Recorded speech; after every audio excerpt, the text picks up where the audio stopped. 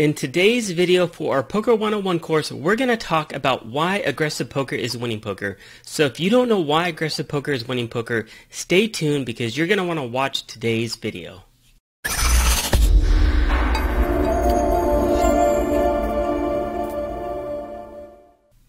Hey guys, welcome to today's video. For those of you that don't know who I am, my name's Alton Harden. I'm the founder of MicroGrinder Poker School, and we're all about turning beginning and struggling poker players into winning poker players through solid poker fundamentals. So if you're new to our channel, consider subscribing, but without further ado, let's go ahead and let's get into today's video.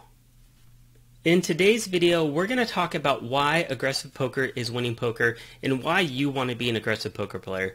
But to understand that, we need to go back to the basics and understand basic player types. So when we talk about poker, there's aggressive players on one side of the spectrum and then there's passive players on the other side of the spectrum.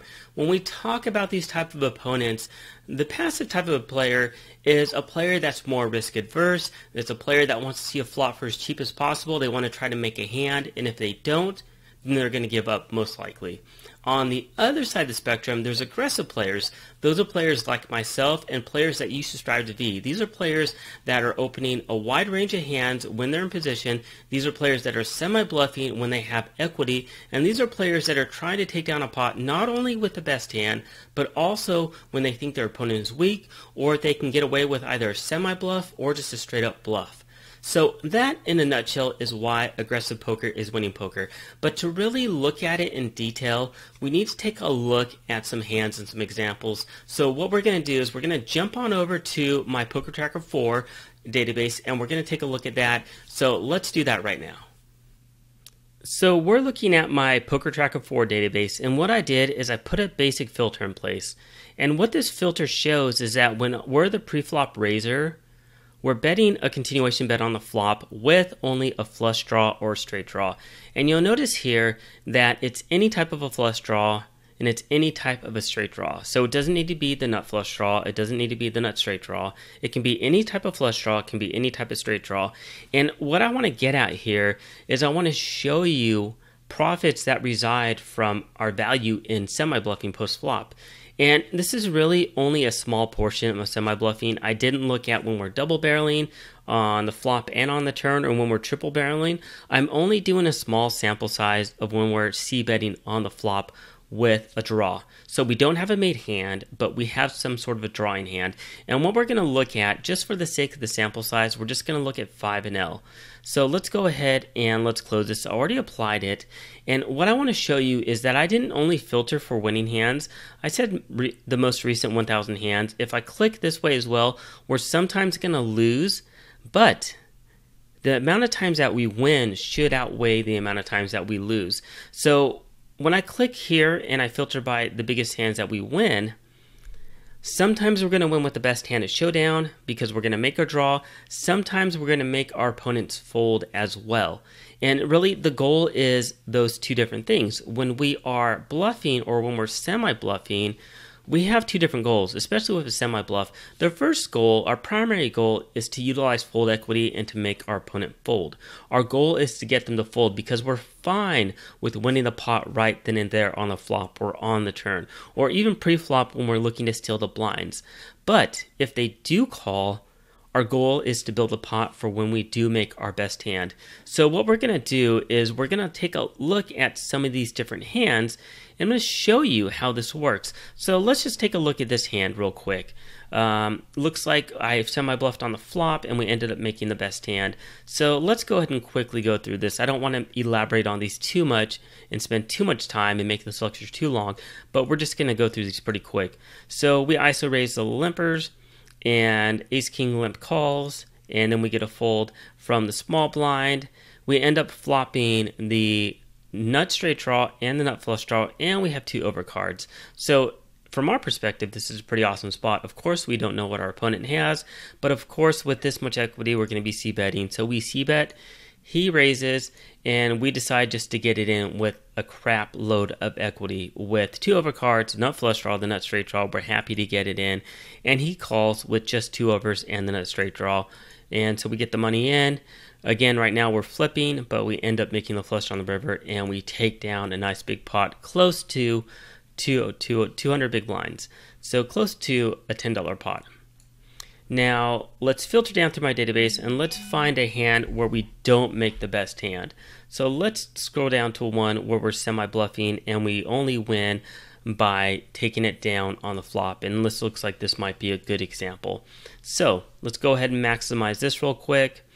So we have an opponent limps under the gun, folds around to us on the button after another limper on the cutoff calls as well. We ISO raise, we get a fold from the small blind, we get a call from the big blind, the initial limper, and we get a fold from cutoff.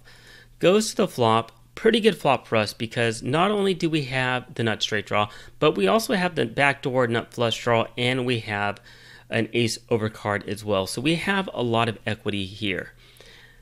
We get a check, we get another check, we fire out a continuation bet of around 2/3 of the pot, and they both fold and we take it down. And that's the value here of being aggressive, because number one, and let's go back to the beginning of this hand because I want to talk about all aspects of this hand. So when this guy limps, he's inviting other players in the pot. He's not taking the initiative. He's not showing that he has a strong hand. He's just limping with a wide range, and it can mean a variety of different things. It can mean, number one, maybe he does have a strong hand and he's trying to trap somebody with a check raise, but that's highly unlikely. Number two, he is weak and he's passive, and he's the type of opponent that wants to see a flop for cheap as possible. But when he faces aggression, he's going to fold. So limping in is never really a good thing. There are exceptions to the rule, but for the most part, it's not a good thing. So when he limps, it's really not a great thing at all, especially under the gun and when there's a lot of players left to act. Folds around, this player here with 3-5, he decides to overlimp. I don't hate it. I don't love it either, but this is a bit different. Overlimping is different than open limping. This is a bad thing. This here, with the right conditions at the table, with a hand as weak as this, could potentially be a good thing because of implied odds. But with 3 people still left to act, they both open themselves up to being raised, which is what I do. So I'm on the button. Not only do I have positional advantage, but I have card equity advantage, so my range is stronger than theirs, and I'm also taking the initiative. And so aggressive poker here, it yields me a couple different things. Number one, I'm taking the initiative in the hand, so I'm showing them that I have a strong hand and I'm willing to raise it. And number two, I'm giving myself the ability to win this money pre-flop and getting them all to fold. So there's 17 cents out here that's pretty much ripe and ready for me to take it down if they don't want to continue by calling. And so if we think about that in the long run, this adds up. In the short run, you may say, well, it's only 17 hands. It's only 17 cents. It's only 3.5 big blinds. Well, what if you get away with this several times every 100 hands? It's going to boost up your win rate. So pre-flop, this is where aggression is really important. And when we get the calls and then we go to the flop as well, again, we are the pre-flop aggressor. We're showing strength. We show that we have a strong hand. We show that queens and tens are within our range. Also, we show that kings and aces are within our range as well. Our opponents, they're typically going to have weaker captain ranges, and they also don't have the initiative. So when they check to us, of course, with this much equity, with an overcard, the nut straight draw, the backdoor nut flush draw, we're obviously going to fire out a continuation bet. And we expect it to work a decent frequency of the time. Now, it's not going to work all the time, but it's going to work. At least it should work in the right conditions and with enough equity to be profitable in the long run. So that's kind of, I guess, a semi-in-depth look as to why aggression is valuable and why aggression in aggressive poker is profitable poker. If we flip this around, and if we look at this, let's say that we were a weak, passive type of player, and we weren't aggressive, and we overlimped ace-jack off. Well, what would we do on this flop? Would we check behind? Would we bet? Would we not bet? Typically, if we were really weak, we might just check behind. And the issue with that is that we don't give our chance to win the pot without going to showdown. And when we talk about poker profits, it comes from 2 different parts. It comes from 1, winning at showdown with the best hand, and number 2, winning without going to showdown with a semi-bluff or a bluff, and sometimes with a made hand. So we're really hurting ourselves when we're playing passive poker because we're not giving ourselves the opportunity to win without going to showdown without the best hand. And really, if we think about the profits, and if we go back and if I get out of all this, if we look at this graph, and this is for all my hands that play in 5NL where I c-bet the flop with a draw. And if we look at my win rate for this, it's 376.67 big blinds per 100. So this is really boosting my win rate. And at 5NL, I've won close to $90. So 18 buy-ins just from c-betting the flop with a draw. So if you think about it, if I played passive, this would just go away. This would not be a part of my game. And this would not be a part where it's really improving my win rate and improving how much I play post-flop and pre-flop by being aggressive. And so that really is the benefit of being aggressive in poker. So, the biggest takeaways from this is aggressive poker is winning poker. Passive poker, it doesn't mean it's not winning poker. It just means that it's not as profitable.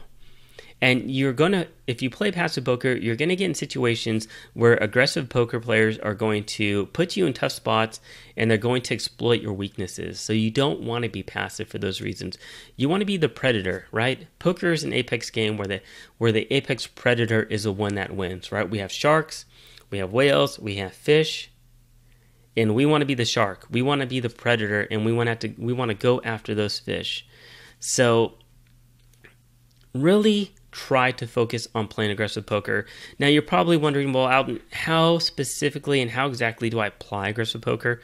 Well, that's a really great question. We're not going to talk about that in this lecture. We're not going to talk about that in this course. We're going to get into that stuff in Poker 201 and Poker 301. And then if you're really interested in learning about being aggressive and playing solid, tight, aggressive poker, head on over to MicroGrinder Poker School. Check out the free version of my Crush Micro Stakes course there, my mini course version there.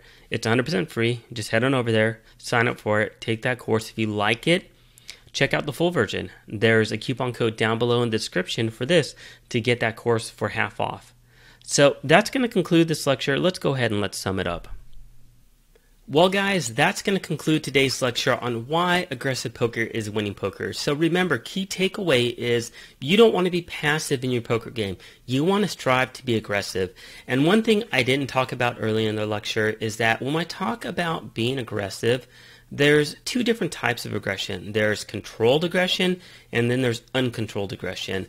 Uncontrolled aggression, those are really bad aggressive opponents. Those are the maniacs at the table that don't know what they're doing. They're just pushing money around, they're bluffing, and they're just playing bad poker. You don't want to do that.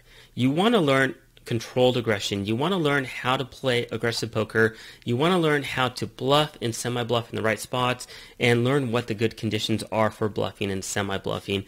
So understanding all that really takes a lot of studying and skill. And like I said, we're not going to talk about that in this course, but we're going to start talking about that stuff in Poker 201 and Poker 301. But like I said earlier in the course, head on over to MicroGrinder Poker School, check out the free version of my Crush Micro Stakes course, and if you'd like it, use the coupon code down below and sign up for the full version of that course, that 15-hour course for 50% off. So anyways, guys, if you liked today's video, please give it a thumbs up, and if you're not subscribed, please click that subscribe button down there, subscribe to my YouTube channel, tell your friends, tell your family members, tell anybody that you know that plays poker that might be interested in my YouTube channel and might get some value from my videos. And as always, guys, if you guys have the ability to help support this channel, please check my Patreon page down below because it helps me to continue to provide you guys valuable content on a regular basis on my YouTube channel. But anyways, guys, I appreciate you guys watching my videos. I hope you guys have a great day, and I will see you guys at the next video. Take care.